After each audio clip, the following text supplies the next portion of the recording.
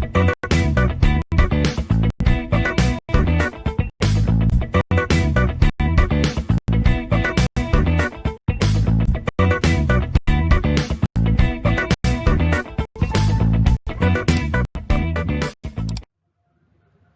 this video lecture, we'll learn as to what is controlling and what are the various steps to be followed to achieve controlling.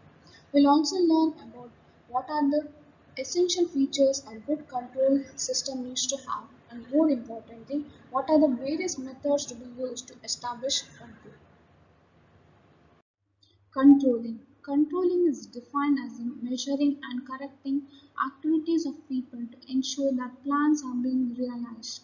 Thus, there is a clear-cut relationship between planning and controlling. The planning process sets out the objectives and standards that are desired or expected performance that are to be achieved. The controlling process involves a feedback mechanism whereby the actual performance of a process is compared with the expected performance to identify any gaps therein. Efforts are then made to minimize the gap by making corrections in the inputs or the variables of the process.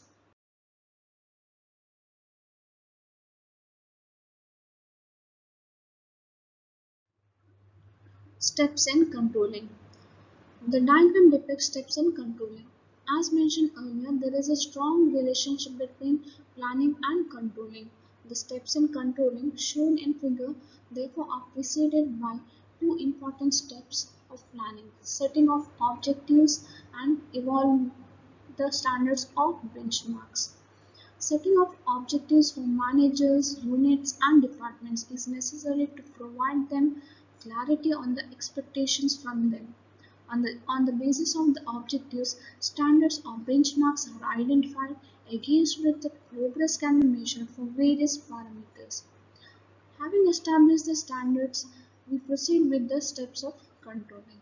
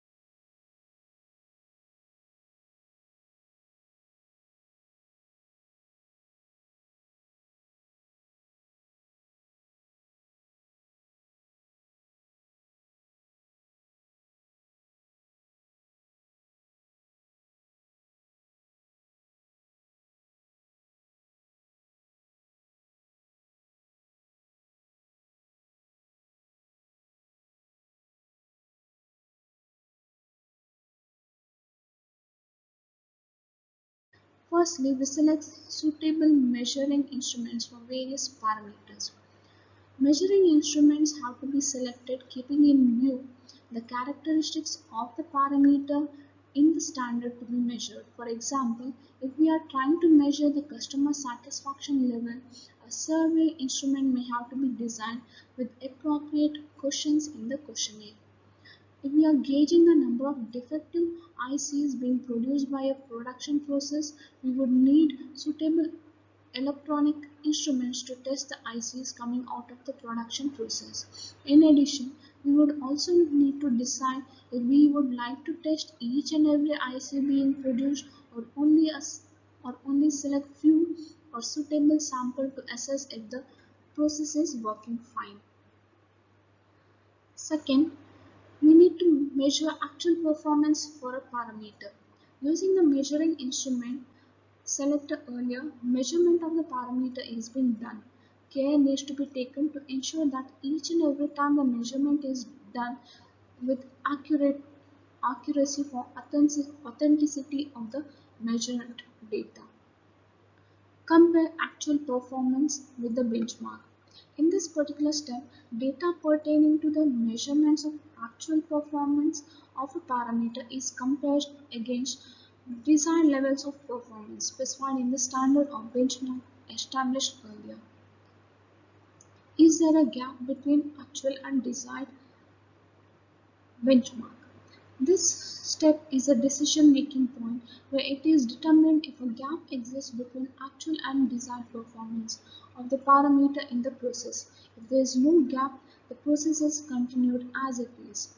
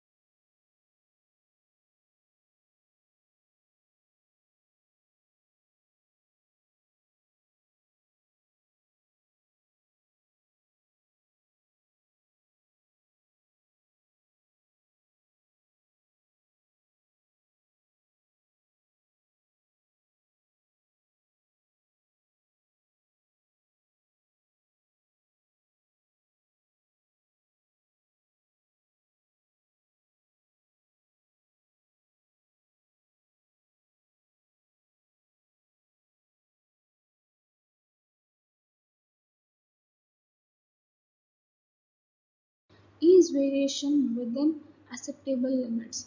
If a gap or variation does exist between the actual and desired performance, it is ascertained if this gap is within acceptable limits of variation.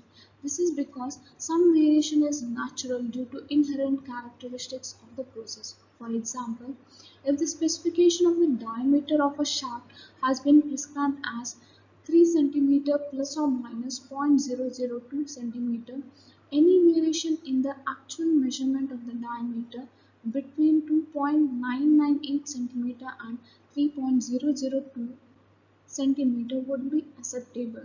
However, a value of the measurement exceeding these limits, that is less than 2.998 centimeter or more than 3.002 centimeter, would indicate that the production process is out of control. However, when the variation is between the prescribed limits, the process is continued as it is. Is the standard valid and acceptable? Before taking any action on the variation detected, it is important to verify that whether the standard that is established earlier is still valid and acceptable or not. This is because the expectations from the process may increase by passing time, and the top management may like to set higher performance standards. For example, the client who sources shafts from a manufacturer may come up with more stringent specification for its diameter as 3 cm plus or minus 0.001 centimeter. In this case, we need to either revise the standard or identify assignable causes of variation. Revising the standard. If it is clear that the earlier standard is not valid or acceptable anymore, it should be revised. In our example of the shaft, it should be revised as per the client's request to 3 centimeter plus or minus 0.001 centimeter. Identify assignable causes of variation. However, if the earlier standard is still valid and acceptable, the assignable causes of variation are looked into. The assignable causes of variation may be due to wear and tear of the tools on the machine producing the item, lack of proper skills on the part of the worker operating the machine, or worker fatigue, etc. Rectify the causes of variation. Once the assignable causes of variation have been identified, corrective actions need to be taken to bring the process back into control. In our example, if it has been found that the variation was due to lack of skills on the part of the worker operating the machine, the rectification would involve the proper training of the worker to improve the skills, especially in relationship to the mistakes committed by him. After the cause of variation has been identified and rectified, the control loop continues as at step 2, that is measurement of actual performance of the parameter, followed by further steps in the control loop.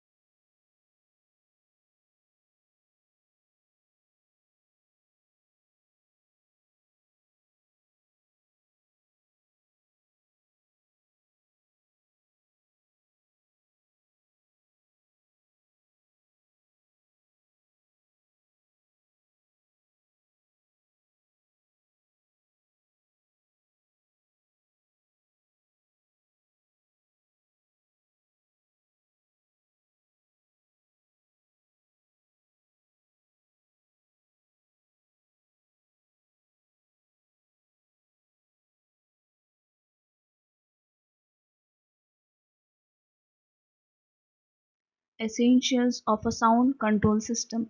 The diagram depicts the essentials of sound control system. Let us discuss about each of these features in brief. Understandable. A sound control system should be easily understandable by one and all in the organization. If it is very complicated to understand in the first place, its implementation will be obviously flawed. Accurate. A control system needs to have acceptable levels of accuracy. It should accurately determine the gap between the desired and actual performance of a parameter. If its accuracy is questionable, then the whole control mechanism may collapse during implementation. Timely. The control system should be implemented in a timely manner. For example, all organizations are required to conduct an external financial audit at the end of a financial year. The government prescribes time deadlines for submission of audited results of the financial year. If these deadlines are not met, severe penalties are imposed by the government. Therefore, it is imperative for all organizations to conduct the financial audits well within the prescribed time deadlines. Cost effective. The process of control involves a lot of cost and effort. Therefore, it is important that it yields benefits which surpasses the costs involved. For example, many organizations invest huge amounts of money in training their employees in quality management techniques while implementing Six Sigma, which often serves as a cost-effective control mechanism and yields staggering returns in the form of elimination of waste. Flexible. Organizations today operate in a highly dynamic environment which keeps on changing from time to time. This warrants the control mechanism to be flexible enough so that they can be modified easily to accommodate changes in the business environment. For example, if a firm is starting its operation in a foreign country, then it would be helpful if its financial audit procedures are flexible enough to be easily modified to fulfill the accounting standards of that particular country. Reasonable and acceptable. The control mechanism should not set standards that are too difficult to achieve. Otherwise, the people being subjected to such controls would feel threatened and try to resort to illegal or unethical means to justify their achievements of such stiff standards. They will also feel demotivated and disheartened if the standards remain elusive to them. Therefore, control systems should be such that they push the employees to stretch themselves for the achievement of attainable targets, still keeping them motivated and interested. Focus on strategic parameters. Good control system should not try to measure every possible parameter related to a process, as it may be very expensive in terms of time, cost and effort with little benefits. It is always a good idea to be selective in approach and focus only upon those parameters which are most important. For example, in Six Sigma organizations, the focus is upon critical to quality characteristics which are determined by surveying the customers in the first step of Six Sigma implementation. Difficult to manipulate. A sound control system should be designed in such a way that it becomes almost impossible for anybody to play around with it. Appropriate checkpoints should be incorporated in the control system to verify any wrongdoings on the part of any person involved in the process being monitored. Use of multiple criteria. If a single criteria is being used to measure the performance of a process or person, then people concerned would attempt to look good on that particular criteria. However, if more than one criteria is being used to assess the performance, it is more likely that the assessment would be more objective and difficult to manipulate. For example, the performance of a sales executive should be gauged not only by the monetary amount of cash orders secured in a quarter, but also how many such orders have actually resulted in cash inflow for the organization. Such dual criteria would motivate the sales executive not only to secure orders but also to ensure that the orders are fulfilled and payments are being obtained from the clients. Emphasis on exception. A lot of effort and cost in controlling can be saved if the control systems are based upon the approach of management by exception. In this approach, managers avoid getting overwhelmed by excessive data generated by the control mechanism deployed everywhere in the organization. Instead, the emphasis is to bring only those exceptions to the notice of the manager in which the performance is exceedingly above or below the desired level. In this way, the manager can focus upon those processes or people requiring rectification urgently rather than wasting effort on processes which are more or less under control. For example, a manager can specify that it should be brought to his attention if the allocated expense budget exceeds more than 5%. Register deviations quickly. Control systems should register deviations in the actual performance of a process or person quickly. This will allow for prompt action to correct the cause of deviation. A significant delay in registering the deviation by a control system will obviously lead to unnecessary cost of wastages. For example, if a control system deployed to control quality of a product registers a significant deviation in a parameter after 1 hour of its occurrence, all the units produced during that hour would be defective and may involve cost of rework or may have to be scrapped. Indicate corrective action. A sound control system should not only capture the deviation but also should provide guidance to corrective action to eliminate such deviations. And these guidelines should be in the form of if-then format. For example, if an employee remains absent from duty for more than 2 consecutive days without informing his reporting manager, then a warning letter should be issued to him. Methods of establishing control. The diagram depicts methods of establishing control. Methods of establishing control can be categorized on the basis of functional areas, namely financial controls, marketing controls, operation controls, and human resources control. Let us briefly discuss these methods. Financial controls. Financial controls can be achieved through methods like break-even analysis, financial ratios, financial audits, and budgetary control. Break-even analysis. Break-even analysis entails the calculation and examination of margin of safety for an entity based on the revenues collected and associated costs. Analyzing different price levels relating to various levels of demand, a business uses break-even analysis to determine what level of sales are necessary to cover the company's total fixed costs. Break-even analysis tells you at what level an investment must reach to recover your initial outlay. It is considered as a margin of safety measure. Break-even analysis uses break-even point, where break-even point is calculated by dividing the total fixed cost of production by the price of a product per individual unit, less the variable cost of production. Fixed costs are those which remain same regardless of how many units are sold. Break-even analysis helps in establishing controls by comparing the total cost with total revenues associated with an organization and by ascertaining the volume of production called break-even volume, which would result in total revenues completely offsetting the total cost incurred. Thus, break-even volume is the number of units of a product to be produced so that the revenue generated recovers all the investments that were made in producing that particular product. The graph is used to find the break-even point where the total revenue curve crosses the total cost curve. Fixed costs are the capital expenditures. Example, purchase of land, construction of building, purchase of machines and equipments. These costs remain constant despite the volume of production. Variable cost. Variable cost is the cost labor directly involved in the production process and raw materials.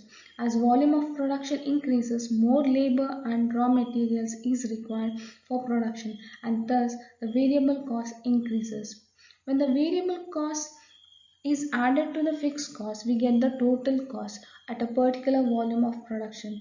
The region between the total revenue and the total cost curves on the right in the graph represents the profit region, as the organization generated more revenues compared to the cost incurred, while the region on the left represents the loss region.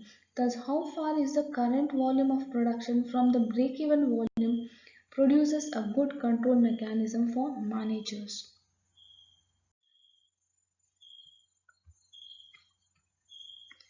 Financial ratios. Financial ratios are a popular means of establishing controls in the organization. Business enterprises have to be controlled to ensure that they are maximizing the wealth of the stakeholders. Some commonly used financial ratios are return on investment, where return on investment is calculated by net profit after taxes divided by total assets. The second financial ratio that is commonly used is debt to equity ratio, which is calculated by total debt by net worth. Financial audits. As per the government regulations, all organizations have to get their financial accounts audited through an external auditor within a prescribed time frame. These financial audits serve as useful control mechanisms to ensure that all financial transactions are done by the firm in a legal and ethical manner. Budgetary control. Budgets are financial plans for a given period of time. The same financial plans also serve as control mechanism during the later stages. During the planning stages, amounts of money to be spent as expenses by departments or individuals are allocated as budgets.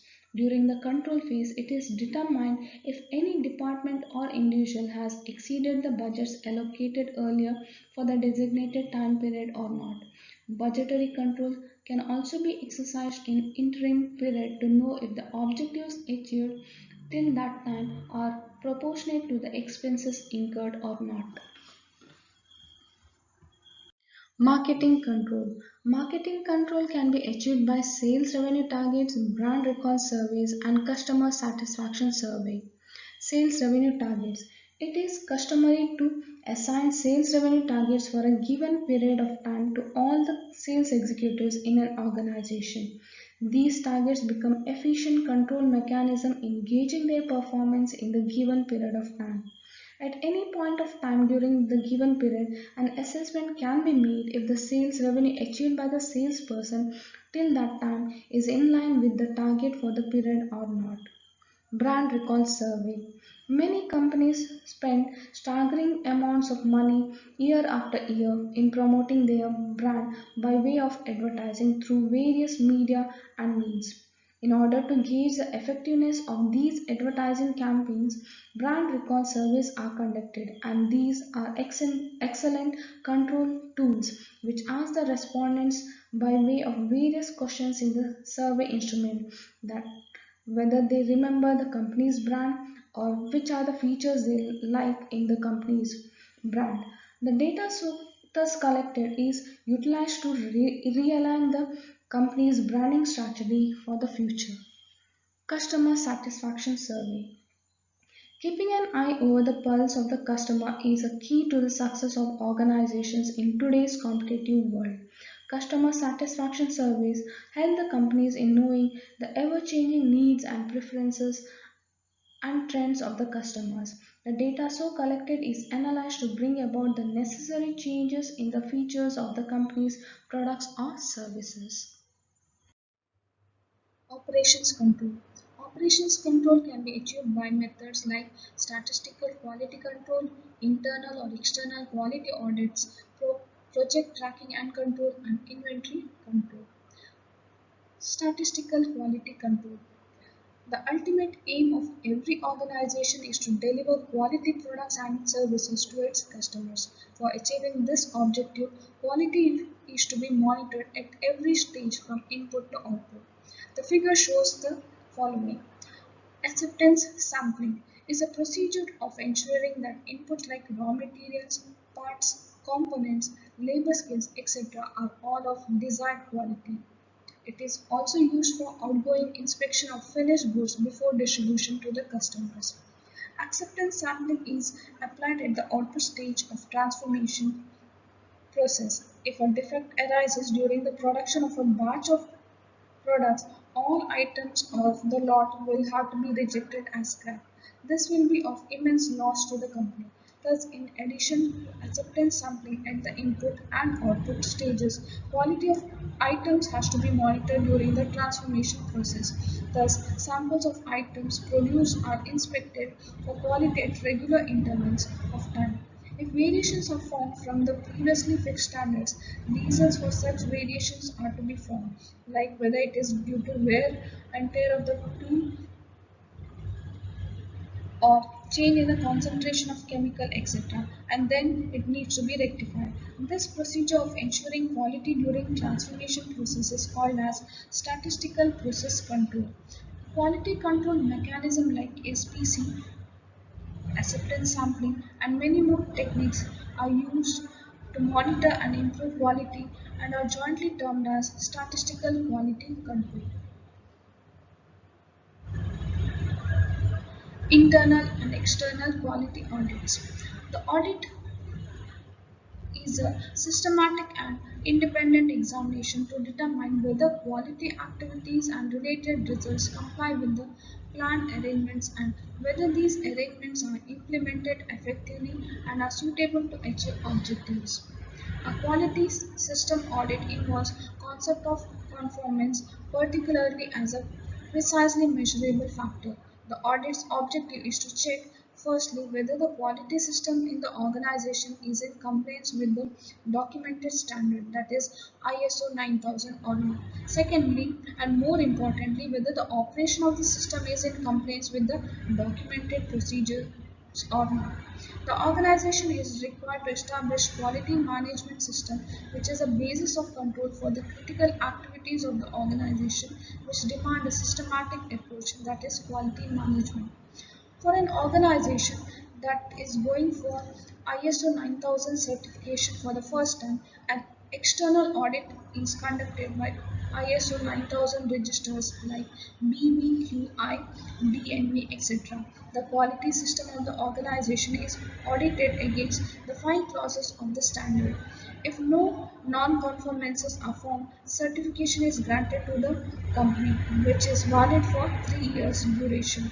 After this duration for renewing the certification, again an external audit by the auditors of the certification bodies is required to be performed. Internal quality audits have to be conducted by the organization from time to time in order to ensure that the quality system is maintained in the future too. The internal quality audits can be performed by trained employees of the organization who must have received formal training in conducting the quality audit. In case the organization does not have any trained employees for conducting the audits, external auditors may be hired. Thus, internal and external audits are useful mechanisms to control quality in the organization. Project tracking and control. A project can be considered to be the achievement of a specific objective which involves a series of activities and tasks which consume resources. In construction projects, the project manager can tell up to great accuracy as to how much time a particular activity will take based upon the past experience with similar projects. The projects in which time duration of various activities can be determined up to great accuracy are the ones which can be planned with the help of a technique called CPM, that is critical path method. Program evaluation and review technique PERT is applied on projects where the time duration of various activities are not known. This is especially suitable for R&D projects whereby researchers are usually not sure as to how much time a particular research activity will take. Both CPM and PERT make use of network diagrams in which activities in a project are arranged as per their precedence requirements and represented by arrows. CPM and PERT serve as planning tools during the planning phase of a project and then later become tools for tracking the progress of the projects and for controlling them. Inventory control. Inventory is a stock of idle resources in a firm for some future use. In organizations, inventories can be of various types. For manufacturing organizations, typically these inventories are raw materials, components, sub-assemblies, tools and equipment, semi-finished goods, finished goods, etc. For service organizations like banks, financial institutions, hospitals, etc., this inventory consists of various items to be used in various service operations. For example, in hospitals, there are inventories of medical equipment like syringes, glucose bottles, etc., and other accessories like bandages, cotton, spirit, etc., in addition to various types of medicines. In banks, these are inventories of various types of forms like brochures, pamphlets, etc. Banks also have inventory of currency notes and coins. Low level of inventory may result in shortages or stockouts. High level of inventory has its own disadvantages. High level of inventory involves more capital tied up, for which probably the interest has to be paid to the bank. Even if the capital employed here is out of the reserves of the company, the opportunity cost of the capital is equivalent to the interest payment. Therefore, inventory of an item should neither be too high nor too less. It should be just optimal. Various types of control mechanisms are employed by the organization for inventory control. Example, periodic checks, economic order, quantity model, just-in-time replenishment, etc. Human resources control. Human resources control can be achieved by methods like employee turnover, employee performance appraisal, and employee satisfaction survey. Employee turnover. Employee turnover is a ratio of the number of workers that has to be replaced in a given period of time to the average number of workers. This simple ratio is a good control indicator about the working environment on the organization and its employee retention capability. New organization desires to have a high employee turnover ratio. However, certain types of industries like information technology have traditionally had a higher employee turnover than other industries. Employee performance appraisal. Performance appraisal of employees is used to control their performance with regard to annual objectives assigned to them. The performance appraisal should be conducted at regular intervals to ascertain if the employees are on the right track to achieve their objectives or not. For example, most organizations conduct half-yearly and annual performance appraisals of their employees.